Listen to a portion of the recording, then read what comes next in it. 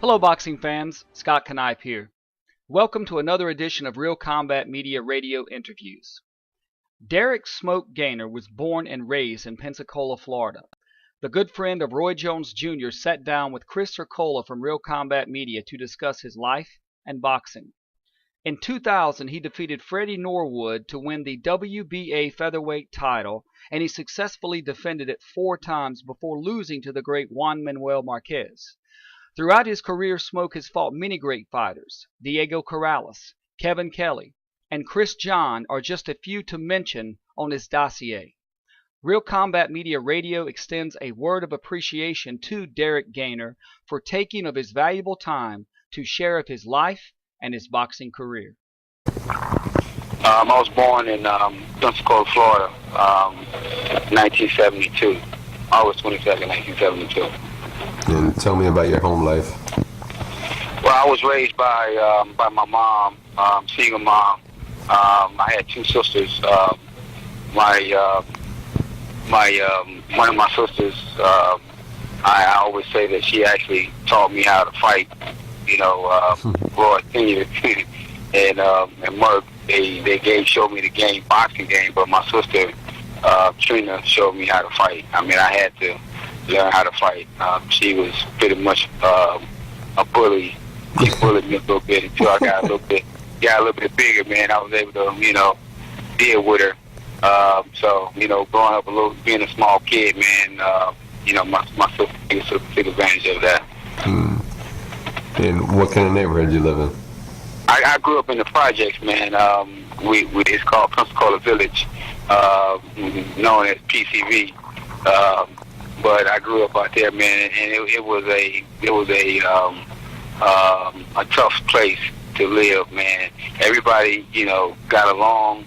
There were crime, there was drugs, but it was a tough situation, man. And especially not having my dad. My mom was a nurse. She worked 3 to 11. Taking care of me and my 2 sisters, man. It was tough, man. And that actually, for a while, man, I wanted to stay in the house because I didn't want to fight. And one of my neighbors, Kerr Watkins, man, who we call Nod, he played football, man. He's a football star. He ended up going to college at Florida Gators, but he actually, showed me what to do when some of the other kids would bully me. Want to, try to take advantage of me because remember I was at 11. I was I was 60 pounds, so I was a small kid. But it was a rough place to grow up, man. Well, who could catch you though? You had to be fast. You had to be fast. I was fast, but still, man, being 65 pounds, man, at 11, that's small. I was a small kid, man. Yeah. Hey, man, I understand. Yeah. Not that I'm small, but my mother's from there, single mother and stuff. I know what it's like, man. It's tough. Yeah, it was a different, different thing. She worked 3 to 11, so, we were pretty much there by ourselves, and it was no such thing as I'm going to change my shift because I have kids. Mm-hmm. And she had to take what was there, and she did a fantastic job, man, raising us. Yeah. How old were you when you got interested in boxing? I started boxing at the age of 11. A crazy story, man. At that point, I had started, because I had got picked on for so long, I had started becoming the aggressor. Mm-hmm. And then I would always want to fight guys first before they got a chance to jump on me. I always thought if a kid was walking, I didn't know him, I always wanted to fight because I thought he was going to tag me because I was so small. So my cousin actually saw Roy in the newspaper, and he had just won the 1984 Junior Olympic Nationals. And he said, man, you love to fight, man.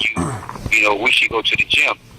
So me and my 2 cousins went to the gym, and we started at it. And Big Roy, had us train at the local boys club, and I went in there, no experience or anything, and I picked up the fight game really, really quick because I played every sport, man. I was a athlete. I played every sport, small but played every sport. So I went in there and started boxing, and about 2 months later, we had a boxing event, and I had my first amateur fight 2 months in the training, and I beat a guy who had over 100 amateur fights, and he was a very good kid, Roger Bonine. Roger Bonine ended up turning pro. He was undefeated for a long time, but he Big Roy, the whole time I was fighting this guy, he kept saying, "You smoking them, you smoking them," and I'm like, I didn't know what he was saying. He just said, just keep doing what you're doing. And after the fight was over, he gave me the nickname Smoke. After that Bonine fight? Yes, from that first amateur fight against a kid named Roger Bonine. He was from Chattanooga, Tennessee. Mm-hmm. And what was your total amateur record? I couldn't find it on the internet. I don't know why. Because I didn't have a lot of amateur fights, man. I never fought open. I think I had 10 fights. Oh, wow, man. So yeah. You're like learning on the job, man.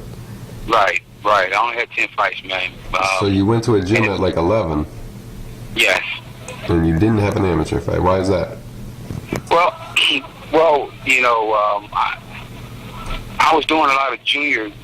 I did the 10 junior fights, and at a certain point in my amateur career, Big Roy decided that we would train for a couple years without any of us doing any fights.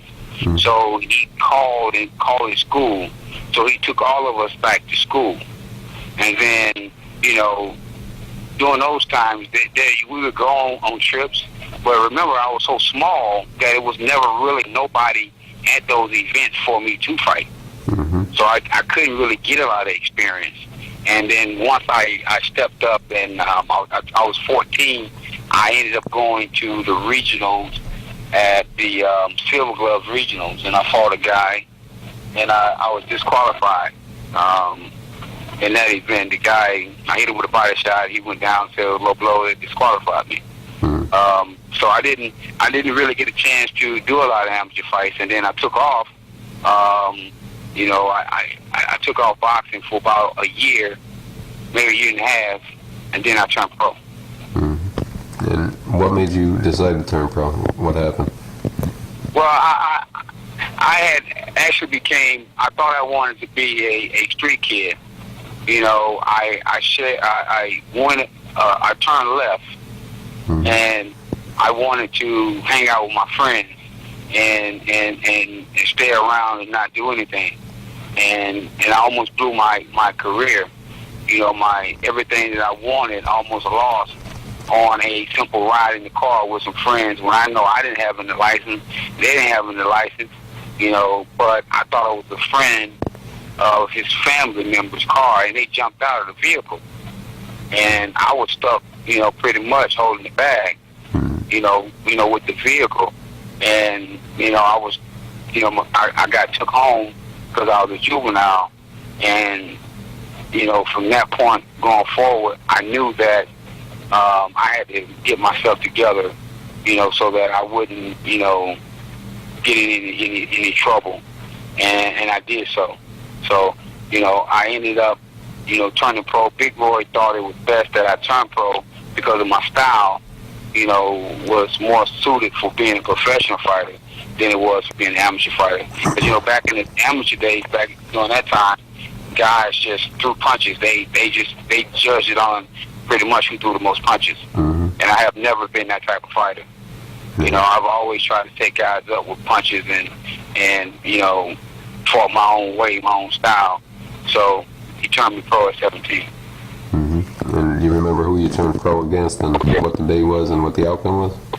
I remember, I can't remember his name, but I know it was July 14, 1990. I fought a guy from, I want to say he's from Miami. I was 110 pounds, man. I was 17, 110 pounds. And I ended up knocking him out in the second round. I think it was second round. I thought, I can't get on my boxing rec. I don't know why they take it away from me after a certain time every time I go in, but I thought it was the first round.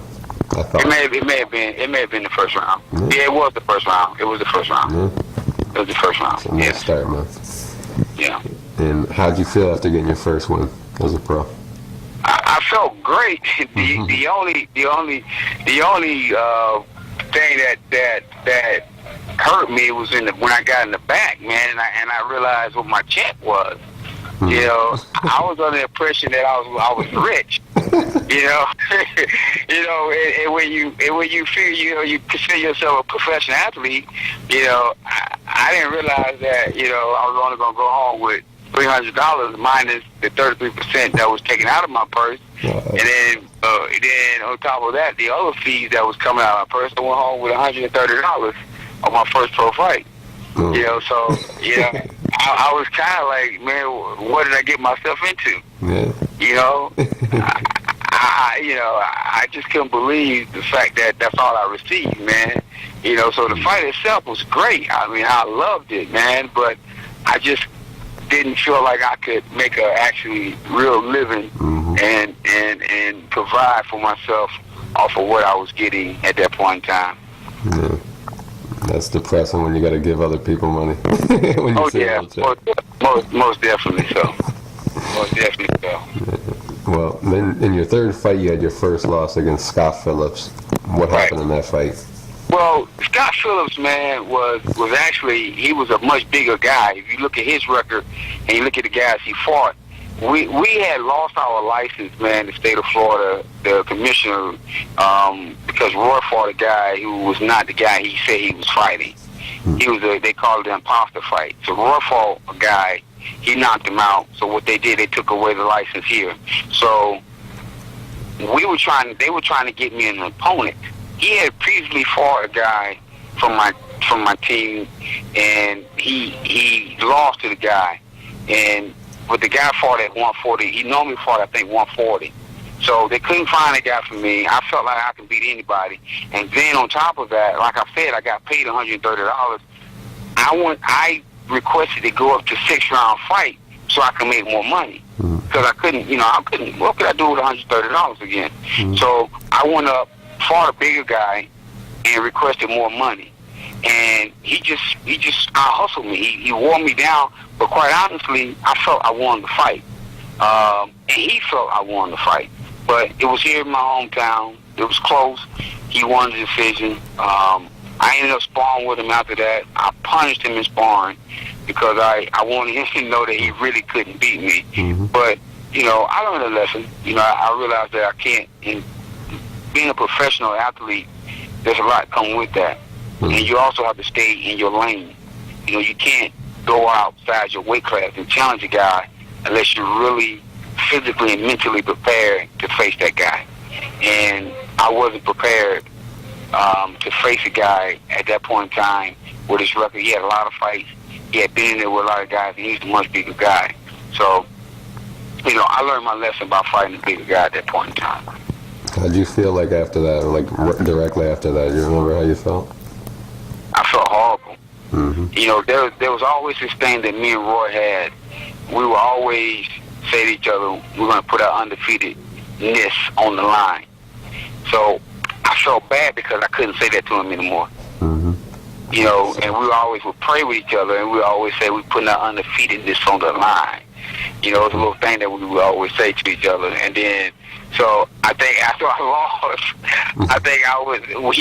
the first fight back, he got ready to say it, and I think I corrected him and said, "You're putting your undefeatedness on the line." And we both just laughed at it, But, it was, I felt horrible, man, because I didn't want to lose, man. I'm an athlete, man. I never wanted to lose the fight, man, but I did, man. Yeah, it sucks, man. But it's good when it happens early, because you're like, It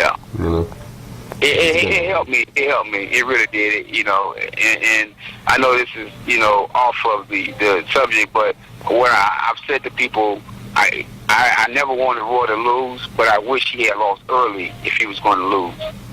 Because, I had a lot of time to deal with the fact that I was defeated.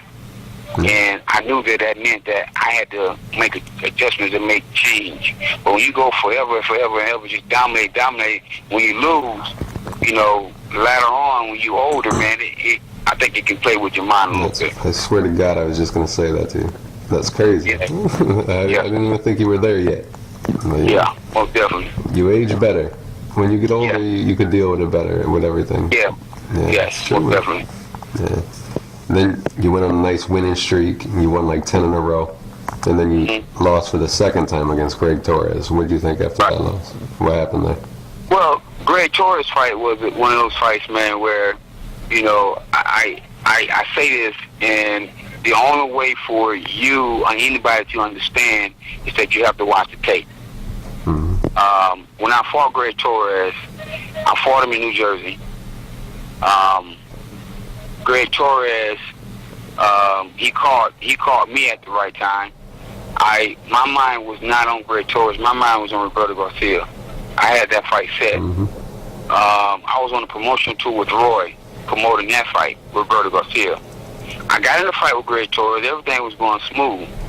And what I mean by you had to watch the fight, there was a spot in the fight where I realized that Greg Torres had icy hot on his body. So what I did, and this is during the fight, get that fight and you watch it. I smell myself, reach out and smell him while the fight is going on. I went back to the corner. I said, Coach Murph, he has something on him and it's burning the hell out of my eyes. He said, what? He called a referee and he said, Ref, he got something on, it's burning my fighter's eyes. The referee didn't even come to our corner. He back in the corner like, shit, you on your own, buddy. No. So Coach Murray looked at me and said, you got to go. You just got to fight. That next round, Greg Torres buckled me with a shot. Then we bumped heads, he cut me. So I'm sitting there. I didn't even have a real cut man in my corner. For whatever reason, we thought that I was just going to blow through Greg Torres. So I'm in there fighting Greg Torres. He has icy hot on his body. I'm cut. I'm bleeding. Mario, who was my second in the corner, as Coach Merck put the medicine in the eye, he was working the cut. Mario was he wet the medicine that he was putting in my eye. So Greg Torres had substance on his body that's burning me real bad. Now the medicine that Coach Merck is putting in my eye is burning me because Mario didn't know what he was doing. He was wetting. As soon as Coach Merck put it in, he rinsed it right into my eye. So I'm sitting there fighting Greg Torres. You watch the fight. I'm sitting there fighting him toe to toe. You know, but what that fight showed me, I didn't get it until afterwards. Roy came to me in the dressing room pretty much in tears. He said, I have to say this to you. He said, you showed me tonight that you have everything it takes to become champion of the world. And I didn't understand what he meant. But when I watched the tape, I dug deep in that fight. That was the first fight that I actually had to dig deep in because I was hurt. I couldn't even see Roy. If you watch the fight, he's calling me, and I'm looking around. I'm squinching my eyes. I couldn't even see him. And after the fight was over, I had to go to the hospital because I had a bad cut. We bumped heads, and we met in the as we were going down. Torres was, when we pushed the button, he was actually going down, and Coach Murray said, "Hey man, what you have on your body, man?" And at this point in time, he smelled like soap. Coach Murray said, "Man, what you have on your body?" And he said, I just have on my body what I normally have on my body. I just put the same stuff I always put on myself." And you know, Coach Murray said to him, "Man, you don't supposed to have nothing on your body like that." And I said, "Don't worry about it, Coach." You know, so I dug deep in the fight. Just watch the fight. And because I don't make excuses, man. You beat me, you beat me. I don't make excuses. You watch the fight, you'll see me smell myself. I think it's like the third or fourth round, and you're going to see me lean out and smell him. I couldn't believe that, you know, he had something on him, and it got in my eyes, and it burned like I don't know what. But like I said, it was a learning experience, and I'm glad I went through that. Okay, so the ref had to smell that. That's nuts, man. Yeah, he had to, but again, he was from New Jersey also. That's crazy. But it's what it is. Yeah. That's strange. Like what kind of sport it is, though? You know, you could just do whatever. Sometimes it comes to that, man. It's crazy. You could be fighting like championship level fights for 10 years and be wrapping your gloves and like wrapping your hands up and stuff, and cement, and Right. keep getting away with it. Right, you can do that, and I experienced that in Puerto Rico. You know, when I fought against Seda. Trinidad was his trainer. Oh yeah. And I experienced that, you know, during that fight. I sure did. And he was, what was he in Trinidad? With Trinidad? Daniel Seda was trained by Felix Trinidad. Oh, okay. See, Bernard Hopkins caught. He did. He caught him, but I had the same issue. I sent Billy Lewis over to Seda's dressing room, and I said to them before he went, I said, listen, do not let him make a cast with his gloves, with his wraps. And he's okay. And even that fight, you can watch that fight. You know, you see it took him a while to come out. And the commissioner, you know, he made a real cast on that kid's hand. The commissioner said, well, you know, Billy, you can see Billy arguing with the guy on the Showtime, Showtime fight. Billy's arguing with him, saying that you can't do that. And then the commissioner, Puerto Rican commissioner, said, we're in Puerto Rico. This is not New York. What we say goes. So Billy argued. But the good thing about that is, you know, when you're fighting on HBO and Showtime, everything is by the second. So while he's in there arguing, I'm getting loose, I'm sweaty, I'm ready to fight. So, you know, I don't know if he was able to even get warm good because of the argument, but it was a valid argument. You know, they actually made a real cast on Seda's hand. It didn't help Seda, and quite naturally, and I like Trinidad a lot, man, but ever since Bernard caught him with the cast, you tell me how many people he knocked out. Yeah, that's what I'm saying. I said the same thing. Yeah, so, you know, there's so many tricks that they do, man. They skin the glove back, they make casts, you know, with the gauze. It's just so many different things that they do. And you have to be seasoned and pay attention, have somebody that's on your team watching, you know, so that they won't do that to you. I remember the first time I saw you, it was on the undercard of James Toney and Roy Jones, and you were fighting Roberto Garcia. Yes.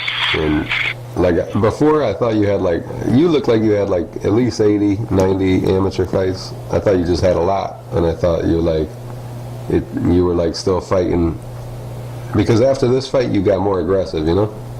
Yeah. Did you do that on purpose? Did you become more aggressive? No, I think that Merck wanted me to be more aggressive. So I stepped it up, but my nature is a boxer. My nature is boxing, you know, the way I was taught. Big Roy taught us to fight backwards. You know, he always preached, you cannot become champion till you fight backwards. We never really even trained so much to fight inside. We were always taught to hit and not be hit. So being with Coach Merck, he made me more aggressive, and it really wasn't something that I'm just going to be an aggressive guy. It just happened because I was with him. You know, the Roberto Garcia fight was a good fight. I mean, I felt I won the fight, you know, but they didn't see it my way, but I felt I won that fight. HBO had me winning the fight, you know, and a lot of reporters ringside had me winning the fight. But, you know, I couldn't win a fight. I'm fighting De La Hoya's fighter who he managed Roberto Garcia at the time, and he was Bob Ann's fighter on Bob Ann's card, you know, undefeated kid. And there was no way I was going to win that fight unless I knocked him out. How did you feel going into that fight? You didn't have a big amateur career, and it's the biggest audience you ever been in front of. Were you kind of nervous going in there? I was extremely nervous, but I don't know how. I can't. This is strange, but for example, I cannot do a play. And, you know, like if you had to play a show, I couldn't do it. I couldn't get on the stage and read a poem or do anything like that. But I can get in front of that same crowd and fight.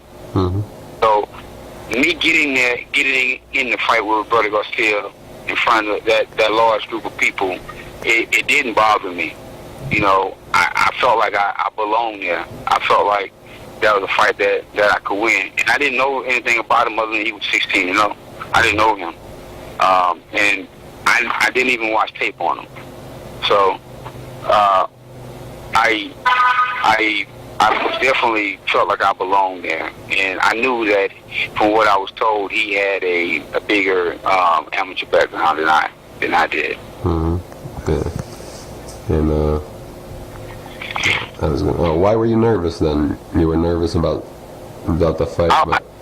I was nervous because I knew that it was so much riding on the whole card itself. Mm-hmm. You know what I mean? Me and Roy are so close, man, that it sounds crazy, but I feel his pain, or I feel the joy and the excitement that's associated with him. You know what I mean? Mm-hmm. So that was weighing on me. I knew how big the fight was for him. I knew how big the fight was for me. I knew how big the fight was for Pensacola. I knew how big the fight was for Scarine. And with that, it made me nervous, but I was never nervous because of him, but more so because of what was riding on the event. I knew going forward what I can get out of that, me winning that fight. Mm-hmm. Now, you and Roy are like brothers and stuff, and that night was so different for both of you. That night sucked for you, but for Roy, Say again now? I said you and Roy were like brothers.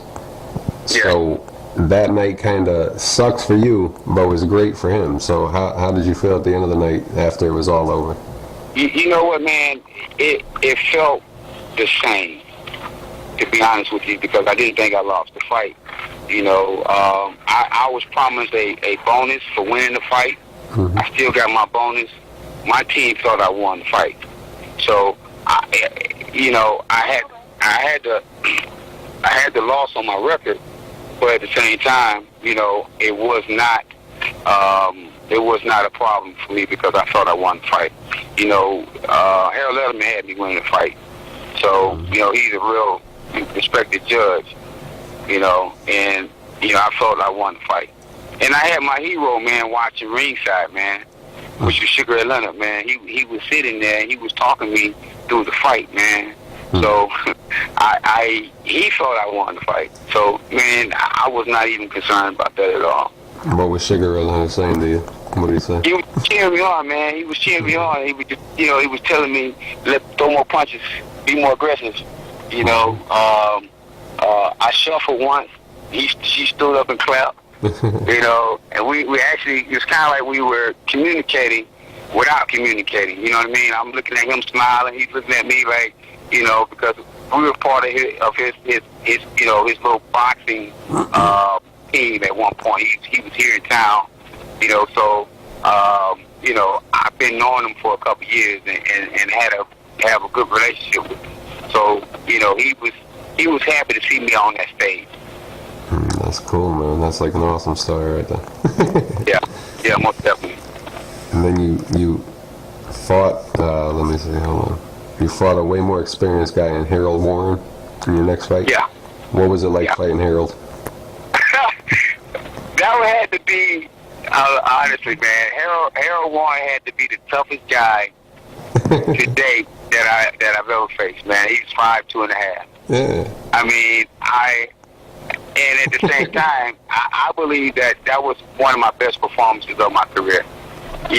I dominated him, and I hit him with some of my best shots, and he would say to me, "You hit like a bird." I'm like, "Dang, man, I hit you with my best shot, man." You hit like a bird. Then, and he made me understand what a veteran really is.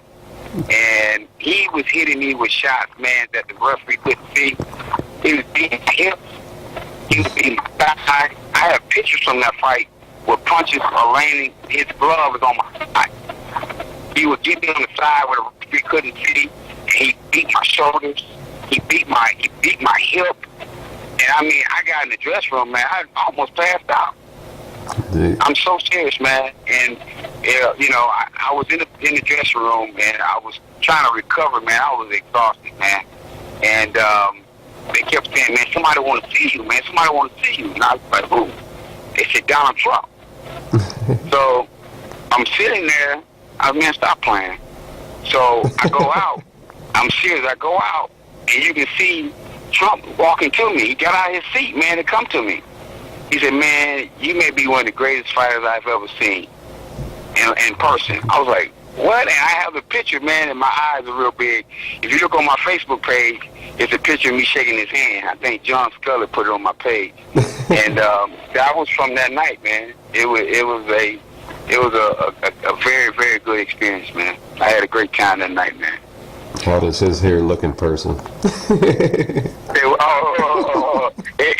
It looks just like he did on TV, man. He had a nice leaf, but it looks exactly the way it looks on the print. I can assure you that. That sucks. That's the ugliest hair I ever saw in my life. Yeah, man. But I just felt so good, man. Him getting out of his seat, man. He got out of his seat, man, to come back and visit me and tell me that. And I felt very good and honored, man. Okay. But I did put on a performance. I really put on a performance that night. I mean, you look at my record and you look at his record. You look at the guys that I faced, man. And this is jump ahead, man. I don't think that I would ever get the credit that I deserve. I think it's a gift and it's a curse for what being in Pensacola and fighting and being managed by Roy. The gift is that I was able to get on his undercard and fight my way. He didn't give me anything. He's my manager, so I paid him a percentage of my purse. He did exactly what he was supposed to do. He's my manager, and he promoted me, and I paid a percentage of my purse to him, to his company. But I fought my way through. You look at my guys who I fought Kevin Kelly in '96. He was 40 and 41 and 1 or 42 and 1. I had 20 fights. No amateur background, and I gave him all he ever wanted and some. I've never turned down no opponent. You look at him, and I fought him, and I was never afraid to fight him. I never turned him down. Yeah, never seen that too, man. Obviously. Yeah, but the bad part is, people, some of the networks, they were so furious with Roy because he controlled his own shot that they took it out on me. They mad at me, it seemed like, because of something that he did. And then, I had some writers mad at me or want to compare me to him. We're two different fighters. If I had his skills with my skills, I'd be 100-0. Mm-hmm. So, that's just how I look at that. Yeah. And then, how did it feel winning your first professional championship after Harold won when you beat him? Oh man, it felt great. It felt really good. I felt like, I accomplished something. What I wanted to do, I did that night. Like I said, it was a tough fight, but that is why you pay your dues. That is why you train every day. Boxing is it's a very, very honest sport. If you don't train and you don't live right, you party, it's going to show fight night. Mm-hmm. Everybody's going to be able to see exactly what you did or you didn't do. Mm-hmm. If you treat your body right, then you may not win the fight, but you got a better chance at it, and you recover a whole lot quicker if you get hurt or something like that. Your endurance play a part in your success fight night. But I felt like I accomplished everything that I dreamed of, and some, when I became champ. Mm-hmm.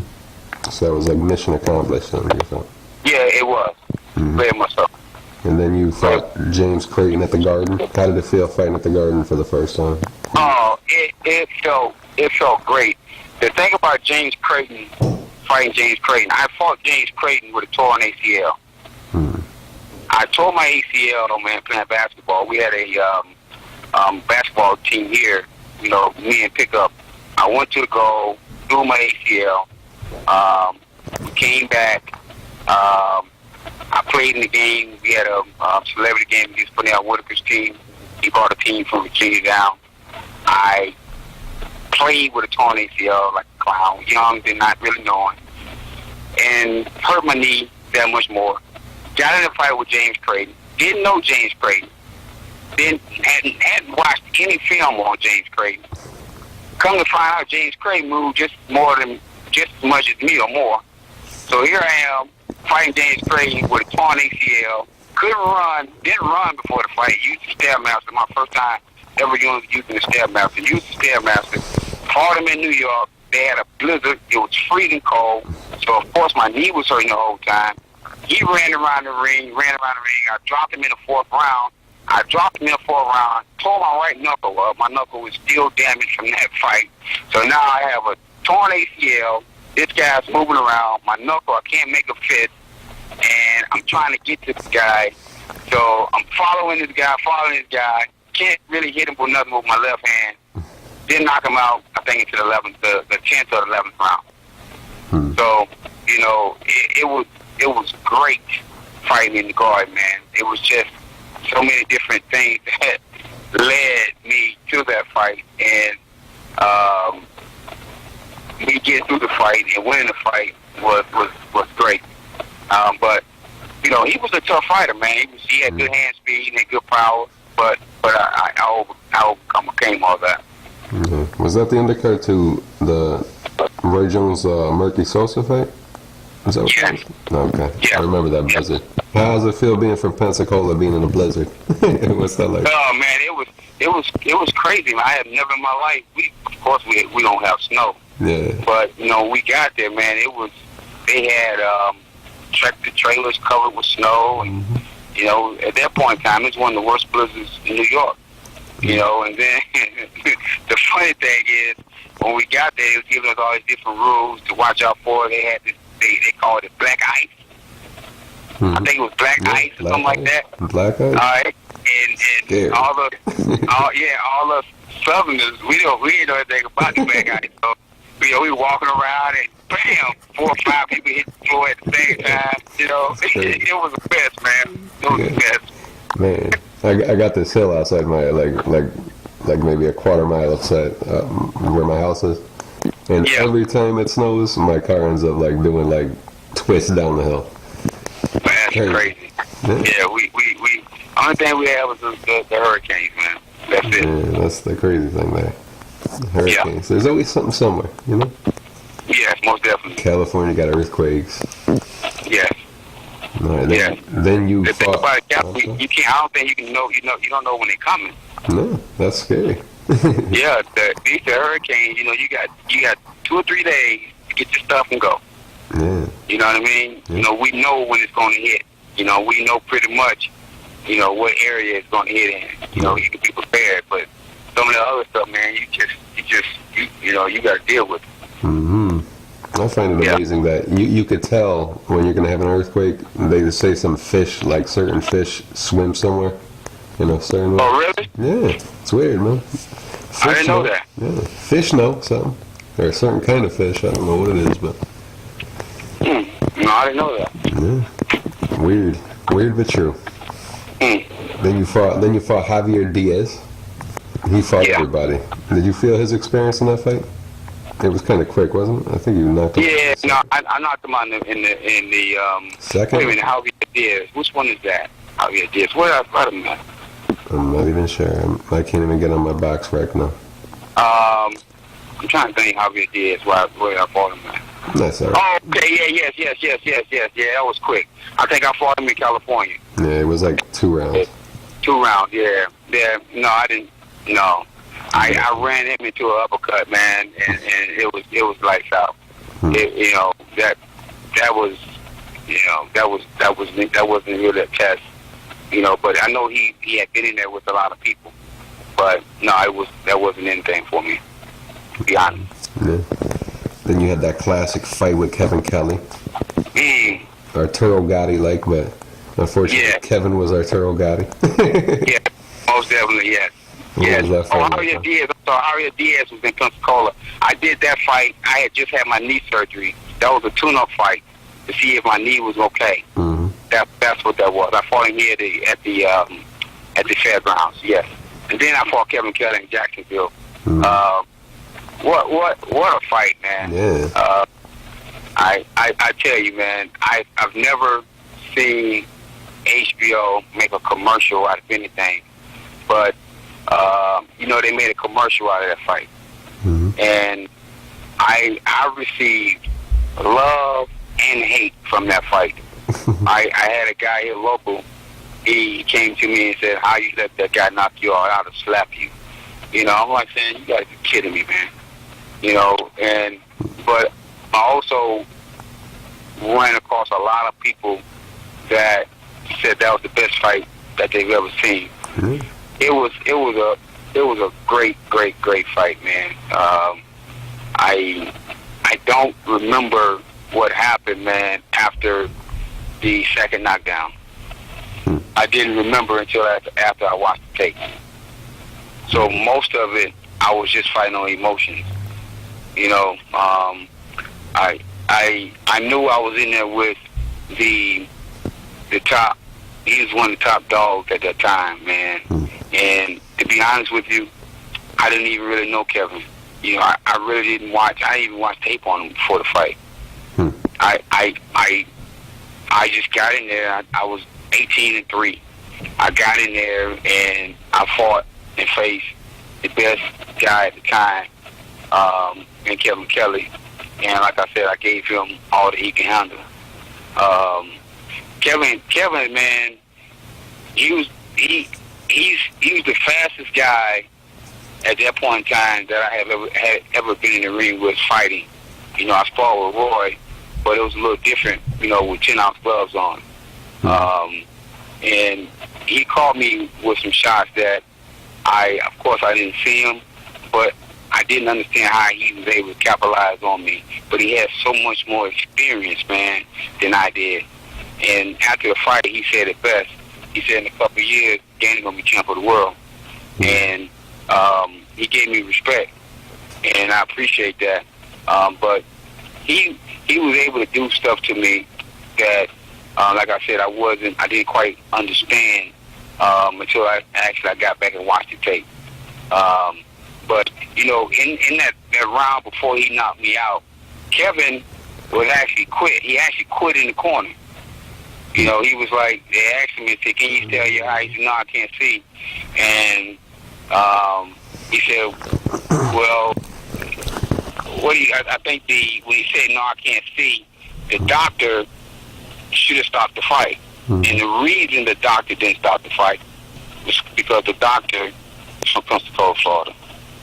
And he apologized to me. He said he was sorry. He said he knows he should have stopped the fight. He said, but he didn't stop the fight because he felt like that they might try to protest with him being from Pensacola. So he gave him another round. And that next round cost me everything. But I had a friend of mine, his stepdad would always tell me that I wouldn't be anything. I would not achieve what I wanted to achieve until I get knocked out. And I told him he was crazy. And, not to say anything like that to me, but it worked. What that did for me, it made me get up and run twice a day. It made me train that much harder. And I think if you look at my record after I lost to Kevin Kelly, I showed it. And the other side of the thing with Kevin Kelly was that after the loss, I called Kevin Kelly, his house. I got his number from my secret person at HBO, who I would never tell his name. And he gave me his phone number, and I called Kevin, and I asked him to fight me in a rematch. I had got word through Roy that HBO was going to pay they would pay him $500,000 if he would take the fight. You know, that was the negotiating start for $500,000. It was such a good fight. They were gonna really pay for the fight. They told me to start off with $500,000 and see how I can go. You know, see where I can get him to stop at. I had got all the way up to $1 million, and Kevin said no. He didn't want to fight. And then he finally said to me, man, I'm tired of talking to you. Yeah, man, talk to my wife. So he put Valerie on the phone. And I ended up talking to Valerie. I talked to him on the phone for 2 hours. And then I ended up talking to Valerie for an hour. And then she finally said, listen, she was managing him at the time. She finally said, we don't want to fight. We don't need you. And I said, I respect that. So, as you know, he went on and he fought maybe 3 or 4 more fights after that. And I stalked Kevin. Every time Kevin had a fight, I was ringside. I put on the suit and I went to his fight. Every fight he had. And I sat there ringside. Even the fight when he fought Hamed, I sat there ringside. And I did my part. You know, I started training, like I said, and I went on the win streak after that. So, just in case he would ever fight me, I'll be prepared. My record will show that I paid my dues and I'm ready to fight whomever the top person is. Yeah. And I noticed you got better after every loss. I like that too, you know? That's cool, man. Yeah, you have to do that. If you try to be honest with yourself, then you go work. You see what you did right and you see what you did wrong, and you make those corrections. And that's what I try to do. Yeah, but a lot of people try to ignore it, you know what I mean? Yeah, you know, I don't. So, you know, you're doing that, like I said, the sport is so honest. You know, you have no choice to look at it. And sometimes the tape don't lie. That tape don't lie. You better look at that tape and tell what's going on. Yeah. And when you were talking to Kevin, trying to get him to fight you, like, was it strictly about, was it 2 hours of just talking about the fight, maybe, or was it like other things too? No, it was strictly fight. I had no reason to talk to him other than the fight. You know, it was strictly 2 hours just me trying to convince him to take the fight. We can do the fight in New York. We can do the fight here. You know, the money. You know, I give you options. If I beat you this time, I give you another fight. And HBO pays money for the third fight. And, you know, we just kept going back and forth, back and forth. Then when I got on the phone with his wife, the same thing. But then I realized when she was more, not no, but hell no, you're not fighting him. So I ended the conversation. I started with her. I started talking about other things because I knew at that point in time that she was in control of the situation and she wasn't going to let it happen. Even if he wanted to fight, she didn't think it was going to be a smart fight for him to take. Yeah. How's it feel in retrospect, like looking back now? What do you and Kevin say to each other when you see each other right now? Is it real cool? You know, when I talked to him, I actually talked to Kevin 2 weeks ago, and when we talk, you know, he's always talking to me about me fighting and about what weight I can fight at if I fight. He always talk about Humberto Soto. If I ever fight Humberto Soto, he can tell me how to beat him, you know, and, you know, we talk about stuff like that. We talked about the Corrales fight the other day. He told me that, you know, I sparred with Corrales getting ready for your fight, and I was like, yeah, I know. So we you know, the relationship is cool. You know, he talked to me about training, you know, and talking about what he's doing, you know, stuff like that. Yeah, I was trying to get an interview with him too, but I think he's too busy. Well, I'm sure he'll do it. He'll do it. I will tell him you want to call him. He'll do it. Well, thank you, man. Appreciate it. I love that fight, man. It was hard to like choose anybody to root for, you know. Yeah. It was a great fight, though. It feels good to be involved in like a time capsule fight. How's that feel? Like, it feels great, man. Yeah. It feels great. You know, I sometimes I go on YouTube and I watch it, and then I sometimes I reminisce on, you know, what people say. You know, someone wrote an article, and I actually saved it, and I need to frame it and put it up for my kids to be able to see.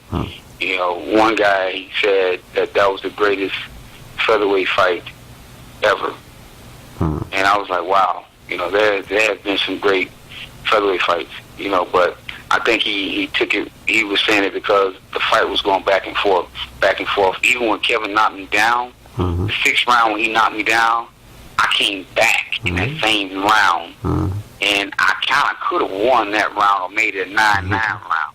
You see what I'm saying? Yeah. Seriously, you know, and every time he would drop me, I would get up and I would gather myself. You know, mind you, I wasn't able to run. I just had knee surgery. I wasn't able to run. You see what I'm saying? I had just had my surgery right before I fought. I can't think of his name right now. Guy you just asked me about. But so I felt great, you know, mentally and everything. You know, it's just Kevin caught me. He caught me jumping in, and he made me pay for that rookie mistake. That rookie mistake cost me. It was luck on his part, you know. He couldn't see nothing. No, he couldn't. I mean, the easiest thing for me to do is stay back. Yeah, I remember one time they took a picture in Ring Magazine of his eye, just his eye, and I thought it was a black woman's butt. It looked just like a butt. It looked like a butt. You know, we fought 2 years later in Madison Square Garden, man. So, you know, they had this big press conference. I mean, when I say it was packed, they had the press conference in the mock, kind of like weigh-in at Bryant Park in New York. And going into the fight, Roy, he know how to motivate me. He brought me an article that Kevin Kelly said, I have to pay feed my kids. Said something like, he said, I'm a kill gainer. And I was like, whoa, hold up. You know, I'm from Pensacola. I went back to growing up in Pensacola. I'm from Pensacola Village. You gonna kill me? So when I saw him, I walked up to him inside the ring. It was packed, people everywhere, but couldn't nobody hear our conversation. And I said, so you gonna kill me? Now you gonna kill me? And he was like, oh man, no, Gainer, it wasn't like that. You know, I was selling tickets, Gainer. You know, I was just talking. You know, I'm like, nah, man. I mean, you can do a lot of things, but you don't say that about another fighter. And that moment in the ring, I got the microphone and I made fun of his eye. And people went crazy. They had DMX there. DMX was the hot rapper at the time. He was the hottest rapper at the time. He was there in the ring, and I had everybody in that park rolling. You know, he's from New York. So, you know, he was really, really mad. His kids were there. I put my hand up. I started talking like my hand was his eye. I was like, hey kids, daddy's home. Daddy's home. So he looked at me like, you know, he's mad at this point in time. Daddy's home. Daddy's gonna kill Smoke. So, so we're going back and forth. And then so we didn't shove each other or anything like that. They kind of broke it up. I got out of the ring, and then I ended up seeing him again at the weigh-in, and he was like, well, that's at the physical. And he was like, yo, man, don't let this go to your head, man. Yo, Gainer, don't let this go to your head. You know, Kevin talk real fast, man, fast. Yo, Gainer, don't let this go to your head, man. Yo, man, I didn't say that, yo. Don't let this go to your head, yo. You hear me, yo? Like, I was like, nah, bro, you said you gonna kill me? It's showtime. I hope you're in shape. so, you know, so I don't know, man. You know, I know the second fight didn't live up to the first fight, but I had to fight him smart.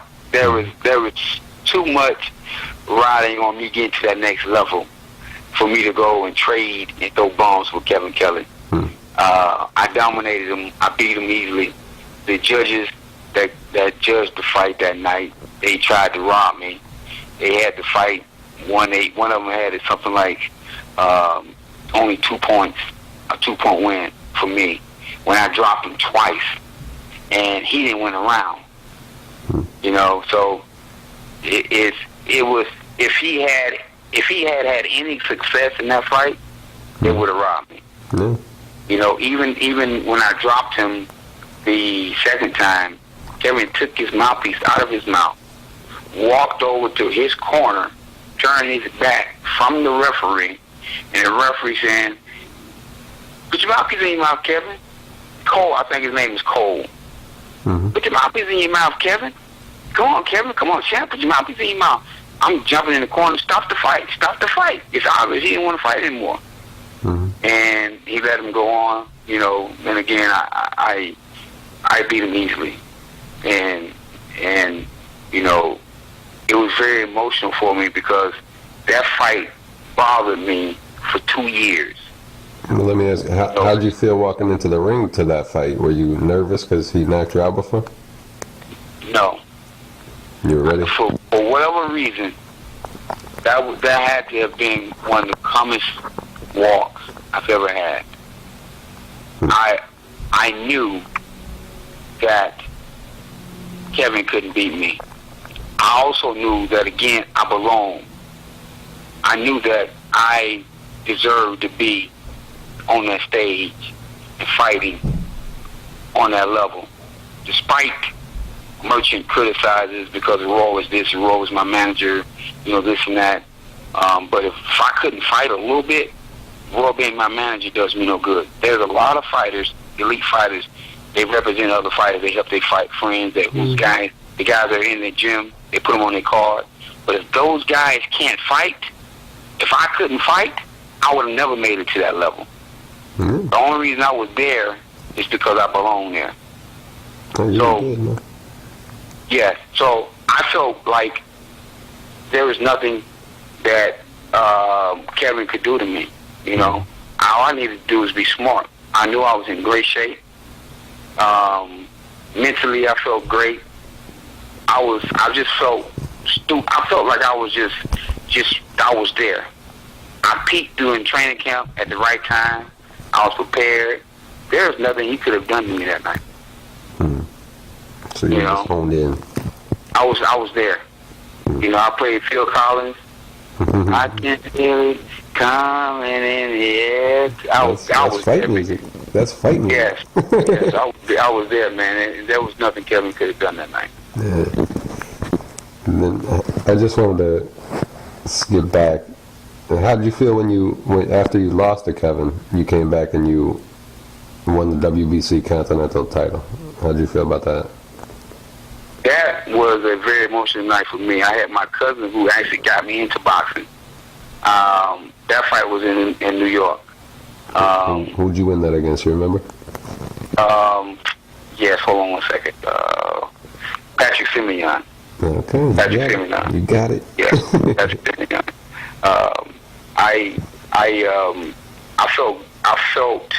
I was very, very, very nervous going into that fight because I didn't know him either. I had never seen him. Mm-hmm. And I just got knocked out cold by Kevin Kelly. So, and then you always hear people say, "Oh, he can't take a punch. Oh, he got this." You know, so boxing is 90% mental, man. I'm telling you. Mm-hmm. You know, so mentally I was iffy, but I was able to hit the guy with a good shot and I knocked him out. And my cousin who got me into boxing, like I said, he was there and he probably cried more than I did. Because it was a victory that I needed to get myself going. Yeah. And then, so what was so emotional about it, like, afterwards? Because your cousin was there? No, because of the fact that I had just got knocked out. Okay. And I was hearing a lot of people. I had more naysayers than any time before. They really were talking about, you know, I couldn't do this or I couldn't do that. Mm-hmm. So I know I needed that victory to get me back going. Yeah. That's cool, man. Because I said I was going to quit boxing after I lost to Kevin. Mm-hmm. I actually had started spending a lot of time in Atlanta. I was considering I tried to do a Chick-fil-A franchise, after I lost to Kevin Kelly. No, what? Yeah, I tried to do a Chick-fil-A franchise. Chick-fil-A? Chick-fil-A, yeah. What's that, like food? Yeah. Oh, yeah, a chicken fillet. Yeah. Nice. So I was going to do a car wash. I didn't want to box anymore. It hurt me that bad. So I got over it. Spent a couple weeks, maybe a month in Atlanta. Got over it. Came back hungry. Started, like I said, running twice a day, training hard, putting in more time, being at the gym early, leaving later than everybody. It really motivated me. Now I couldn't, I couldn't watch the tape. I had to watch the tape to get prepared for the rematch, but I couldn't watch the first tape. So, that's what it is. So you just needed some time off and to eat a Chick-fil-A. Yes. That's okay. Yes. And you were ready to come back. Yeah. And then, so how did it feel after you beat Kevin Kelly? How did that feel? Like, mission accomplished, you came back and beat this guy. How did that feel? Man, that felt great, man. That felt great. I felt like I was on top of the world. That was, I felt higher winning that fight. Now I look back and think about it than I did when I beat Norwood. That fight meant everything to me because I finally was able to conquer the person that stretched me. He really stretched me. I mean, I was really, literally, I was out cold. I mean, to go back in and beat someone who knocked you cold and dominate him the way I dominated him, I was really, really high,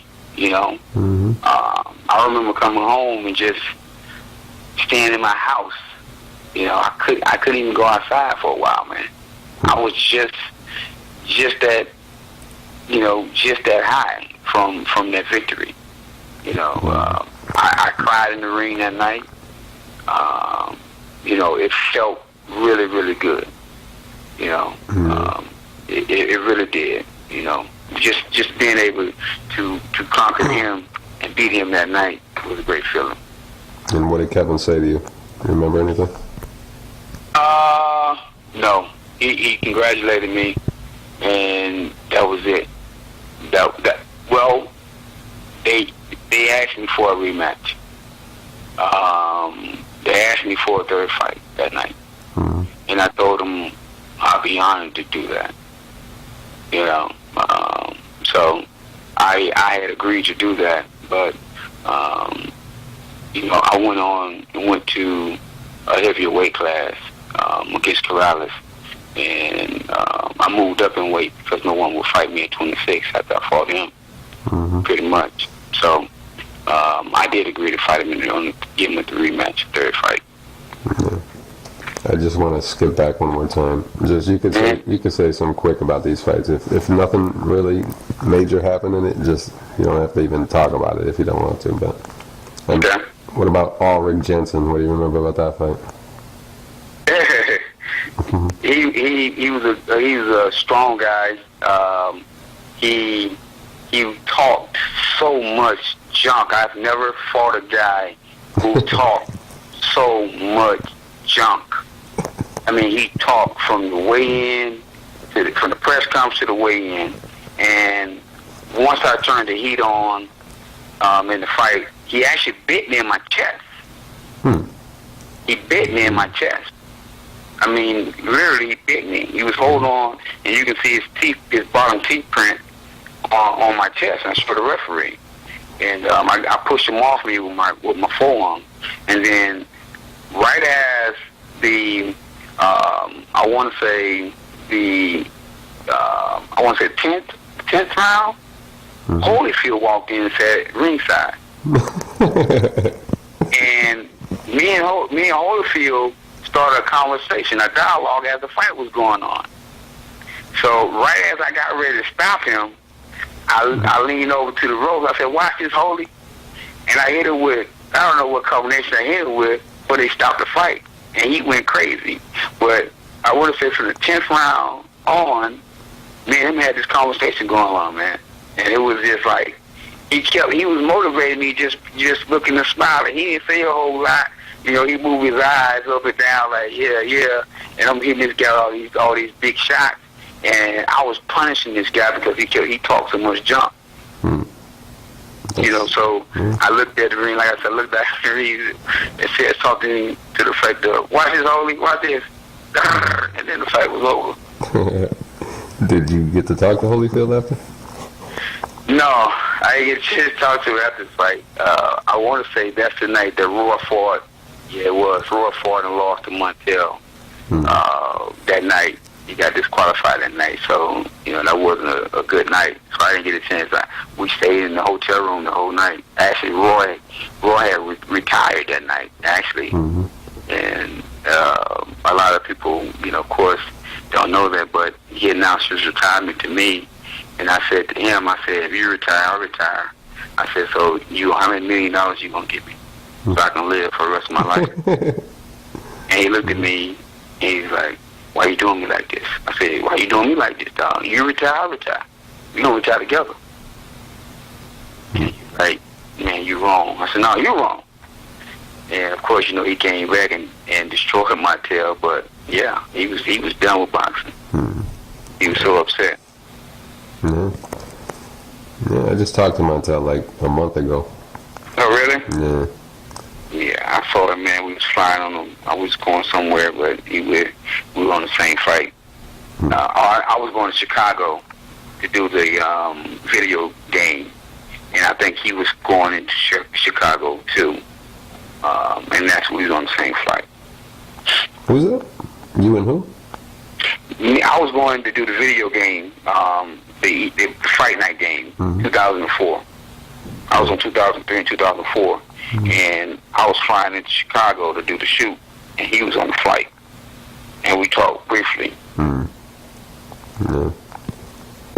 And then let me just ask you about. I'm sure you have some of this about Manuel Medina. What do you remember about him?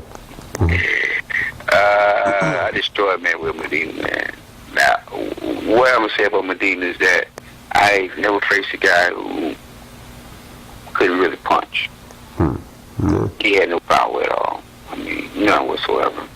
I like Medina, you know, a lot of respect for what he accomplished, you know, but he couldn't punch. And me and Medina actually were scheduled to fight November 25th, 90, God, was it 90 or was it 2000 or something? I can't remember. Whenever he had the WBC title, he beat the guy that took the title from Kevin Kelly. He beat him. Gunzz, I think his name is. He beat him for the title. And they convinced him to fight. And then something happened before he signed a contract. They pulled out. So he ended up losing the title. And then they got him to come in and ask him to fight me on that card. And I basically destroyed him. You know, you look at his record, man, he fought a lot of people. No one did what I did to him. And even after I destroyed him, he went on to win the world title 3 more times. 3 more times. He beat Johnny Tapia, and they robbed him. He beat Kevin Kelly, and he beat some other guys. You know, but he ended up winning the title. He was a 5-time world champion. 5 times. So, you know, but he just, I was just too strong, too big, too strong for him. And your arms were like, you're just long and lanky and everything? No. Yeah. He had some long arms too, man. Yeah, he did. He had some long arms, but he just couldn't punch. Yeah, he liked to fight. Like, he liked to do a lot of 1-2s, I know. And like, he looked like he was like always disassembling and then reassembling. It's strange, you know? Yeah. But he liked to fight inside. He didn't take advantage of his long arms. Yes. But he most definitely couldn't punch. No. about Orlando Soto? Oh my God, Orlando Soto, man. Oh man, he had some long arms. Now, you talking about some long arms? That guy pretty much can stand up and seem like he can touch his ankles, man. His arms is just that long, and he was strong. When I say he was strong, oh my God, that dude hit me with a jab and I felt it, man. I am so serious, man. The thing about him, I had the fight with Kevin Kelly set up. That fight was signed. And they didn't give me a burger. They gave me one. He was 20. When I fought him, he was 20-something and 29 with 20-something knockouts. It was crazy, man. They never, my people never, ever really protected me. Yeah. You know what I'm saying? Yeah. They always just let me fight. You want to fight? Okay, there you go. Just let me fight these guys. You know, and I fought him. He buckled me. He didn't drop me. But he caught me with a good uppercut. And it just made me mad, man. It really made me mad. And I turned the heat on. And in the fourth round, I turned the heat on and I dropped him in the fourth round after being hurt. And then I came back in the fifth round and hit him with an overhand left and it finished him off. But what made me be able to get to him was body shots. I started touching his body because he was so doggone strong. I had to wear him down a little bit, you know. But me fighting him outside, it made it more. It was more dangerous for me to fight him outside because he had such long arms and he knew how to put leverage on his punches. No. And then you already beat Kevin Kelly. You won. You're happy about that. And then your next fight is Diego Corrales. Bernard Harris was the next fight. Yeah, after Kevin Kelly. I was looking at his. I wasn't even going to talk about Bernard Harris, but yeah, okay. Go ahead. If something happened that you want to talk about? No. The only thing about that fight was that I was excited about fighting, getting through with Kevin Kelly. So that fight was a dull fight for me mentally. Yeah, that's why I just. But you fought so many big names, though, Derrick. You fought so many big names that I didn't even want to waste time on the little names. You know? Yeah, I got you. I got you.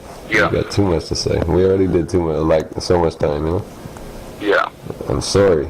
You just had a successful career. What could you say, man? But it's cool. What did you think about fighting Diego Corrales? You moved up, right? I moved up in weight, and I learned a lesson with Diego. Diego made me realize that I need to be back down at 126. And what a lot of fans don't understand is that you have some fighters that will sweat, come from 170, 180 to make 30, and be that way in fight night, they be back up to 50, 45, 50. They gain all that weight, and it makes it difficult when you're fighting a smaller guy moving up fighting a guy like that.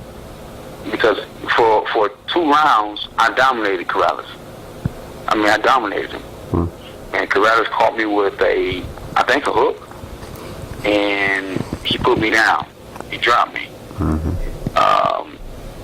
That leading into the fight, there was a lot of pressure on me to win the fight.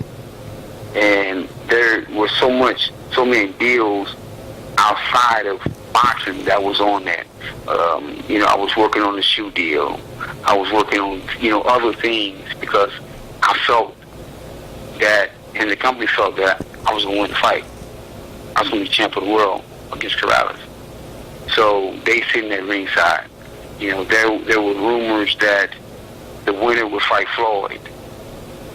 And so I'm sitting there, I'm like, man, I have all this going on, and then I get in the fight, he drops me, I get up, he attacks some more, I'm going under his punches, maybe 1 or 2 landed the second time, I took a knee, I was a little dizzy, quite honestly, I'm not going to lie, I was dizzy, the referee said 8, I stood up, he said, give me gloves, I walked to him and I handed him my gloves.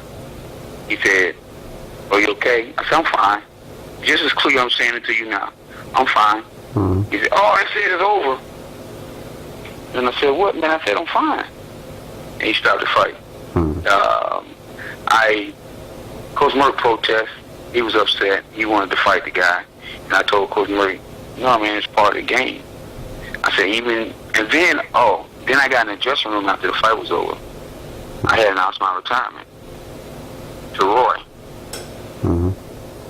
And he said to me, if you retire, I'll retire. So he put it back on me. So that prompted me to move down to the featherweight division. But Corrales, may he rest in peace, he was a very, very strong puncher. You would look at him and you think because he's long and tall, he would fight outside. But for whatever reason, he was able to get great leverage on his punches at close range. The punch he dropped me with, I never saw the punch coming.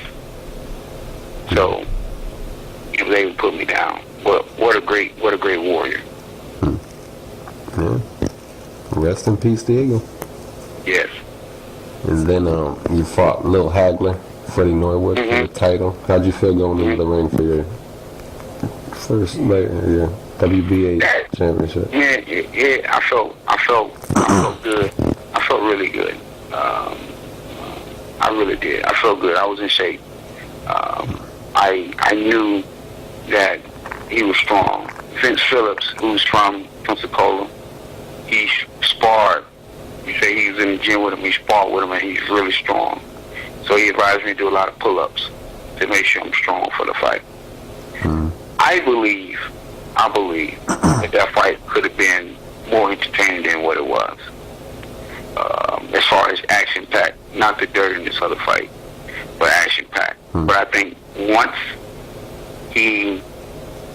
I put him down, I dropped him, he realized that he had to make the fight dirty. He wanted to get disqualified. He knew that he wasn't getting anything but his biggest one. That was his biggest purse. He was getting his biggest purse for fighting me that night. But everything else, he wanted to just make it into an ugly fight, and which it was. And I hated that took place like that, but it happened. But I felt great going in the fight. I wasn't nervous. I knew that again I belonged. He couldn't beat me. If I stuck to the game plan, I would beat him, and that's what I did. And how did it feel afterwards when you won that title? Was Michael Buffer the announcer? Did he announce you the new champ? How'd that feel, man? Yes. How'd that feel? Man, you talking about? I watched that tape just to hear Michael Buffer say that. I am so serious. I don't know how you know, but that is one of the greatest feelings from a fighter is to hear Buffer say that. Yeah. It felt great to me. I couldn't sleep. Norwood, after the fight was over, he's really nice after the fight. He came in my dressing room. Well, of course, when you fight a guy, they take you. Well, actually, I went in his dressing room. You put his title on, but you give it back when you get in the dressing room. Yeah. So I got in the back, and they was like, Coach Merck said, let me take him his title. I said, no, I'm going to take it to him. He's like, nah, man, he crazy, man. No, I said, trust me. The camera's not in here. It's man to man. He know, and I know, he was not going to beat me. So I went in his dressing room. I took his belt off. I handed it to him. Here's your belt, man. And I said to him, before you even get started, I don't have a problem with ever fighting you. I will fight you again without a problem, bro. I don't have no problem with that, with fighting you. And then he said, nah, Gainer, man, keep the belt. I said, I'm not going to keep your belt, man. He said, nah, man, keep it, man. And he went in his bag. He said, I got another one right here. I laughed. I said, okay, I keep the belt. I'm serious. So, most guys had to wait on their belt to come. I had his belt. And, I had some people that came in town from Tokyo that wanted to take pictures and all over, man. Wanted to do an interview with me. I was able to use his belt, for pictures and interviews until my belt came. And I gave it to Merck, and Merck mailed it to Kenny Adams, and Adams gave it to him. But he was, he was a nice guy after the fight was over. But he knew he was defeated, and there was nothing he could do to win that fight, but fight dirty. No. What about your fight with Victor Polo? Victor Polo. Victor Polo was a good fight. I could have did more in the fight with Polo. Polo was long. He had long reach. He didn't, even though he was 29 wins, 22 knockouts, he had no power. He never hurt me. One round, he threw 100 and some odd punches. But I came back the next round and I dominated him. I won the fight. I could have done more in that fight, but I won. He was strong. That, to be honest, that felt like me fighting for the title because of the way the fight ended against Norwood. No. Then you went to Puerto Rico. Were you a single guy when you went to Puerto Rico to fight Daniel Seda? Because you want to be single when you're there. No, I was not. Yeah, no. I was almost there. I was actually, another thing about the Polo fight, I was actually going through a divorce.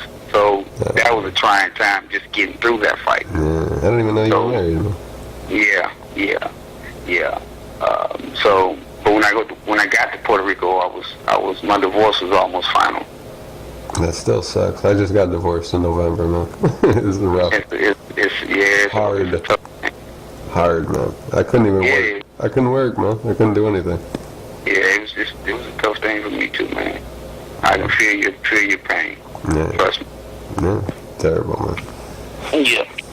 But the Seda fight was a good fight. He was a small guy. I felt like the WBA, they moved him up too quick. Seda was 18-0, 16 knockouts.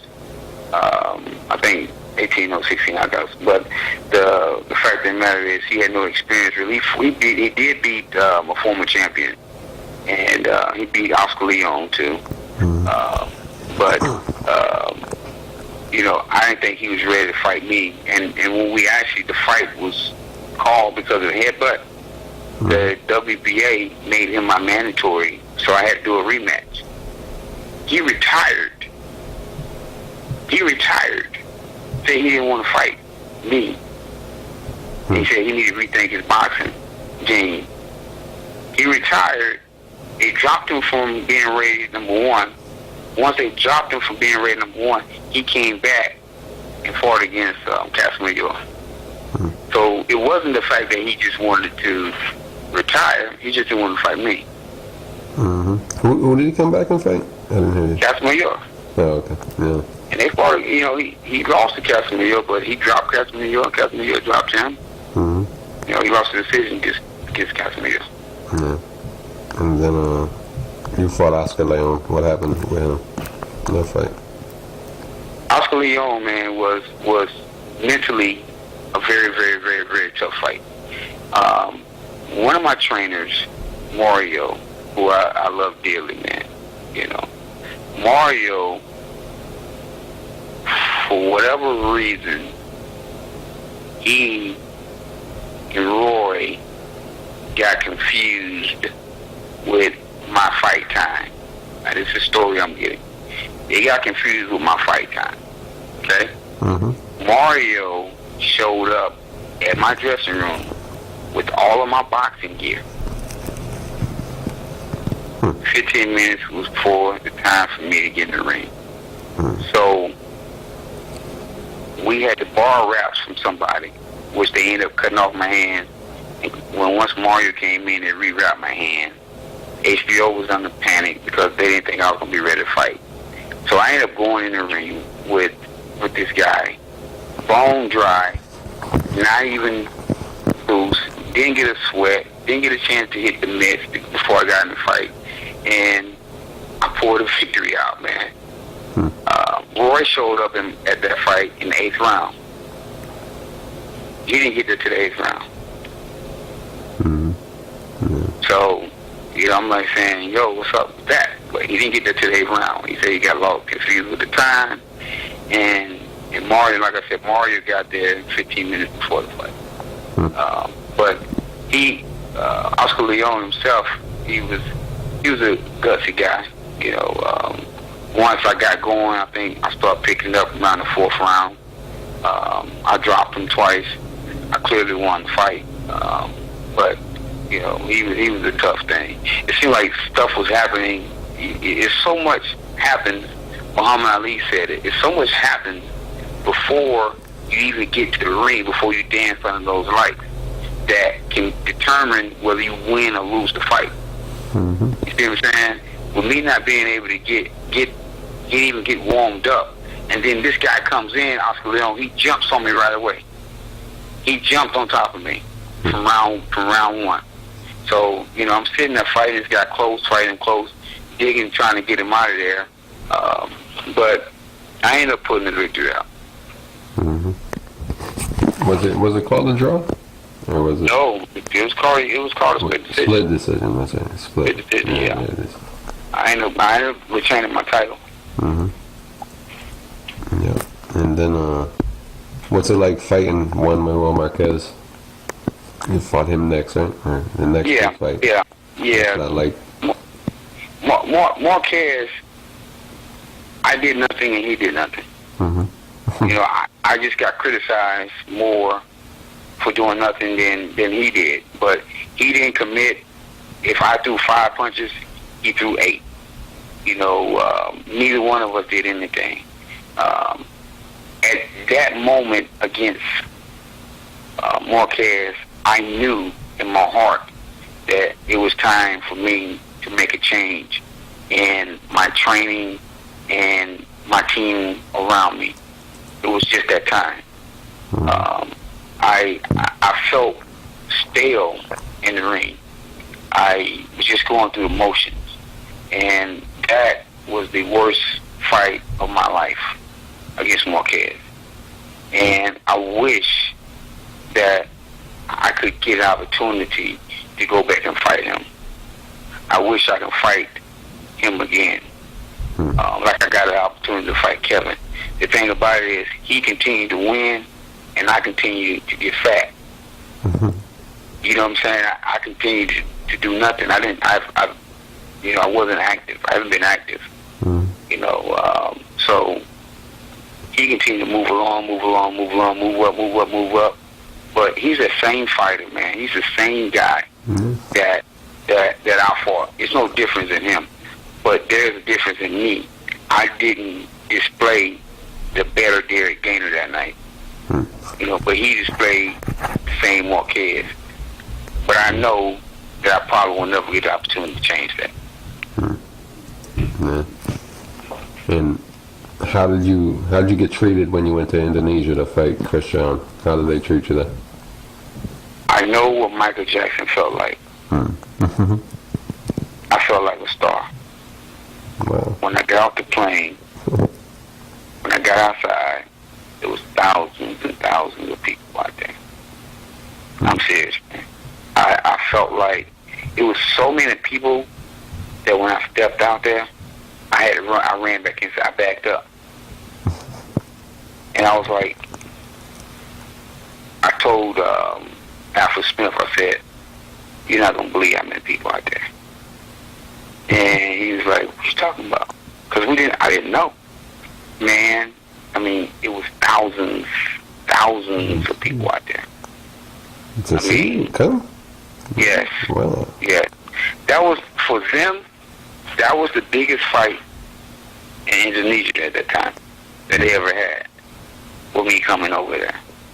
They said that when Muhammad Ali came, he went somewhere. I don't know if it was the Philippines or when he fought Smoke Jeff Frazier. I don't know if it was that.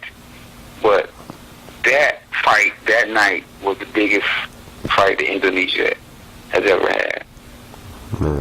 And I mean, everywhere I went, there were paparazzi of people taking pictures of me. I had my fiance with me everywhere we went, taking pictures. Was anything bad? Did you get any death threats? No. It was actually nice. It was nice. The people there were very nice, man. Very nice. The only mistake that I made going over there is that I listened to someone that said if I ate the food, it would make me sick. I'm sorry. You listened to? I listened to someone who told me that the food was going to make me sick. Mm-hmm. So what I did, me and my fiance, who's now my wife, we loaded up all this beef stew in cans and collard greens in cans, and we flew all that stuff over there. Mm-hmm. So I ate out of a can for 10 days. Mm-hmm. And fight night, they told me that the water, they got me. They told me that the water will make me throw up in the corner. So fight night, while I'm fighting this guy, I didn't drink any water. I fought him 12 rounds without drinking any water. So I didn't, I don't know what I was thinking. I didn't even have water on my head. I didn't cool down or anything, man. Which was not smart. And Chris John is a good fighter. Yeah, that's what he's a good fighter. He's 50-something old. He's a good fighter. Yeah, a lot of people think he don't leave Indonesia because he must not be good. A lot of people think, but no, he can. Now, I agree. Fighting, he won't fight me in the States, but he will fight Rocky Warriors in the States. But he would not come over here and fight me in the States. And then the other thing is when you travel over to Indonesia, you need 2 weeks, man. I never adjusted. Over there it's nighttime, so fight night, I'm driving to the arena, I'm snoring in the car. You know what I mean? Because, it's morning time for me over there. If it's 10 at night, it's morning time, I'm asleep. I never adjusted, man. My body never got prepared for that. Never. But, it's what it is. But he's a good fighter. He's a good fighter. Yeah. How long did you stay in Indonesia after the fight was over? I left the next morning. Yeah. I left the next morning. But, overall, it's really different being in a place like that. You have really rich people, you got poor people. There's no middle class. Yeah. You can see a whole family riding a moped next to a Rolls Royce. Yeah. That's how they want it to be here, too. That's how they want it to be. That's how they're trying to make it and get to be in America, Super rich and super poor. Yes. Most definitely. It's sad, but hey, we're gonna join them. Right. How was that fight with Carlos Navarro? Carlos Navarro was a close fight, man. That he could have won that fight. It could have won either way. I thought I won. He felt he won. If he had got a decision, I wouldn't have been mad. Carlos Navarro he had a lot of experience. He was strong. Never hurt me, but he was strong. He fought me smart. He wanted to stay away from my left hand. But I thought I did enough to win the fight. But we fought in my area. I'm from the Gulf Coast. We fought in the Gulf Coast. Close rounds go to me. Close rounds, if I fought him in Cali or Vegas, would have went to him. But to say that, like I said, if he had got the decision, I wouldn't have been mad. I would shake his hand, and I wouldn't have protested. Because it was just that close. It was just that close. How about that time? Did you feel like a difference in yourself, or did you feel like you were maybe getting burnt out at all? I felt like the way I felt when I fought Marquez. The same feeling is that I need to move on. It's like dating somebody. When you know the relationship is bad for you, but you stay. It was that type of situation. It was really time for me to go. And the side note, man, I've never said this to anybody before, but I suffer from really, I get fatigued a lot. Fatigue? Very fatigued from, I have severe allergy problems. Mm-hmm. Where if you suffer from allergies, you can understand. Mm-hmm. It makes you very, very fatigued, makes you tired, almost like having asthma. Mm-hmm. And when I have pretty much like a flare-up, it hurts and makes me really, really tired and fatigued. So on top of that, you know, I've never felt burned out because, like I said, I live right. I don't party, I don't drink, I don't smoke. It was really time for me to make a change and go into a different environment. Hmm. I almost walked out of that fight with Navarro the morning of the fight. Yeah. I didn't want to take the fight because I didn't like, I don't really want to say, but I didn't like the contract situation. I didn't like what took place, and it has been going on for a few years, and it's just time for me to make that move, and I made that move. Mm-hmm. Yeah. We all got to make a move sometimes, huh? Yes. Definitely got to do that. And let's see.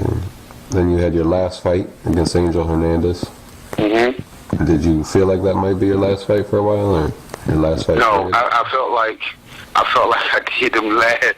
The feeling is, I want to fight, and I want to keep going. So I stay here in this small city where you pretty much have this one gym. Mm-hmm. You know, so I'm training out of this one gym, and working, and the fight came available to fight Carlos Hernandez. Took the fight. I get in the ring. Carlos threw all these punches at me. I took a knee. He dropped me. He dropped me. I took a knee. Got up. Beat the guy for the rest of the fight. And I knew that in order for me to continue to go, I need to be active. You look back these last few years, I had one fight here, one fight there, one fight here, one fight there, and it's not working. It's not working. Mm-hmm. So the trip I'm making on Monday is either I'm going to train and fight and fight and fight, or I'm going to retire. It's just that simple. Because I can't fight Carlos Hernandez and barely win based on the judges' split decision. Because that makes me appear not to belong. If I'm barely beating Carlos Hernandez or barely beating Carlos Navarro, I'm supposed to beat those guys easily. Mm-hmm. But if I'm stale in my gym work, I'm not learning anything new, then those guys are going to have a chance at beating me. So that's why I not train out of the Mayweather camp in Las Vegas, so that I can learn new stuff and get my mind back going and get back active. Who are you training with out there? I'll be training with Jeff. Oh, that's good. Jeff's a good guy. Nice guy. Mm-hmm. And what do you feel like boxing did for you, like, in your life? Boxing saved my life. I mean, if it wasn't for boxing, I know I'd probably be, there in jail. It saved me. Boxing has allowed me to provide for my family. It has allowed me to open a UPS store. I opened a charter school. I still own my building. It has allowed me to open a restaurant and do other things. The one thing I will say that how I feel about me, I can only speak for me, is that boxing is what I did. It's not who I am. I'm so much more than just a fighter. Now, I know everything that I've accomplished, it started because I went down to Roy Jones Sr.'s gym. I realized that. But I will use boxing to open other doors for me, so that when I am done with boxing, I have so many other things that I do that I won't miss boxing as much. I miss boxing right now. Today, as I talk to you, I miss boxing. I'm hungry. Yeah. I work out every single day. And you know, the gym that I use here in town, by the way, I'm going to open up a gym. These young guys are at me. They're actually trying to make an example out of me. So, you know, I got young guys coming at me, trying to get me. So, boxing has done everything and more for me. And I thank God for boxing. Yeah. And what's the best advice you ever got in boxing, and who gave it to you? God, what's his name? God, I can't think of his name. He from back in Muhammad Ali days. He's supposed to fight Muhammad Ali, but they say Muhammad Ali wouldn't fight him. He is from Portland, Oregon. I cannot think of his name. Dad Spencer. Dad Spencer told me that if I would dedicate 3 years to my life, to boxing, 3 years to boxing, I would have any and everything I want. Those simple little words made all the difference to me. All I needed to do was dedicate myself, and I did that, and I was able to accomplish a lot. I fought a lot of people, man, and I won 10 different titles. Not all of them were world titles, but USBA, NABF, you know, a lot of different titles. But I have achieved a lot, and I have achieved a lot outside of boxing that's not even associated with boxing.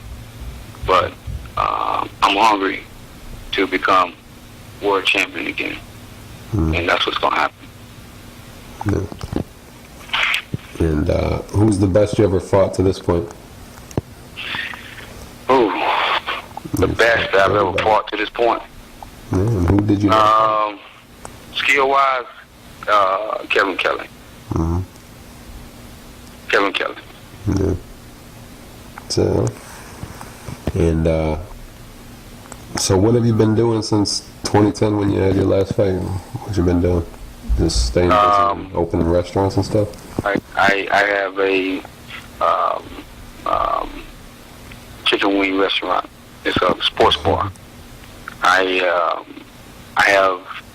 beat Buffalo Wild Wings, Famous Days, we had a cook-off here in town, and I guess Hooters, Zaxby's, all of the top wing chains, and they had 3 awards. And my little restaurant that it's a 3,000 square feet restaurant. I mean, I have beer and wine, the whole nine. It's a sports bar, TVs everywhere. But I beat them in the cook-off. And their chain, I won the best hot wing and the best overall wing. Now, how does winning that compare to winning that championship? It honestly, that night it felt great. It felt really, really great. Yeah. Because for the simple fact that it's me, you know, my concept that I came up with, you know, it's a great concept. The wings, the flavors is something that I came up with. I love to cook, you know, so it felt really good doing something outside of the box. It felt really good. I had a food truck, me and my wife did, and it felt so good when we were getting, like, you know, attention for it and stuff. You know, it's good, man. And who's your picks with Manny versus Tim Bradley? Who are you picking? I'm going to pick Manny. And what about Floyd and Miguel? I'm going to pick Floyd. I pick Floyd against anybody. Yeah.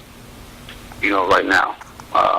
I was a little worried about Floyd a couple years ago because Floyd wasn't active. Yeah. And I know because I'm a boxer and our style is pretty close. You know, he uses his shoulder for defense, but we both are counter punchers. But I know from experience, we need to be active as boxers, counter punchers. Mike Tyson, he's a power guy. He can fight one time a year because all he want to do is land one shot. Mm-hmm. But when you fight a guy like Floyd, who is a slickster, he need to be in the ring to be slick. And gym work can get you sharp, but it's not the same as being in a fight. So I was a little worried about him a couple of years ago, but now he seems to be getting more active, so I'm not worried about him anymore. Mm-hmm. I like to see him do well. I really do. We were big rivals at one point. You know, we were scheduled to fight once, Mm-hmm. and that fight was the one. That was the reason him and his dad kind of fell out with the negotiation when he called the fight that was offered to him with me. He called it slave money. Mm-hmm. That was the fight that me and him were supposed to have. He had agreed to fight me, and then the fight fell apart. You know, after that. So Mm-hmm. that's the only deal was the contract was coming. Well, I was going to sign it, and he was supposed to sign it, but we both had agreed to the money, the bout taking place in Vegas, the MGM, the whole nine. Mm-hmm. And he ended up pulling out. So there you go. How do you think a fight between you guys would have played out back then? I think I would have won the fight, Mm-hmm. and the reason that is, I don't think Floyd.